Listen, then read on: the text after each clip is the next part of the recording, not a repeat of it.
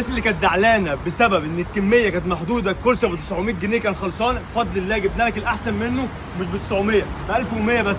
يعني احنا بفضل الله كنا الاول عندنا الكرسي ابو هيد دوت المدير من غير كراسي انتظار، دلوقتي بفضل الله جبنا لكم الكرسي كرسيين انتظار بفضل الله، عاملين عليه عرض حلو قوي يا جماعه ب 2700 جنيه، يعني الثلاث كراسي ب 2700 جنيه. دي نقطه. النقطه الثانيه عملنا لكم شويه عروض، مش بس جبنا لكم كراسي بس، لا جبنا لكم كراسي مع المكاتب. يعني ايه؟ يعني عارفين يعني ايه يا جماعه؟ لما نيجي اوريكم باكج زي الحاجات بتاعت المكاتب ديت، عارفين يا جماعه لما نقول يعني ايه باكج ال10 مكاتب ب 7000 جنيه؟ عارفين يعني ايه يا جماعه ال10 مكاتب ب 7000 جنيه؟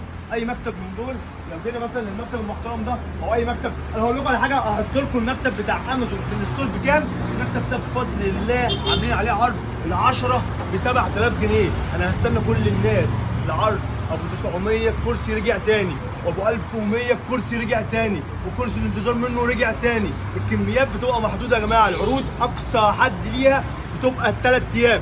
يعني لو انت الكرسي ب 900 جنيه موجود، ابو 1100 موجود، ابو 1000 ونص موجود، من اول المصري لغايه المستورد بفضل الله كل موجود. ال10 ب 7000 جنيه، يعني عندنا اللي مش موجود، عند حد.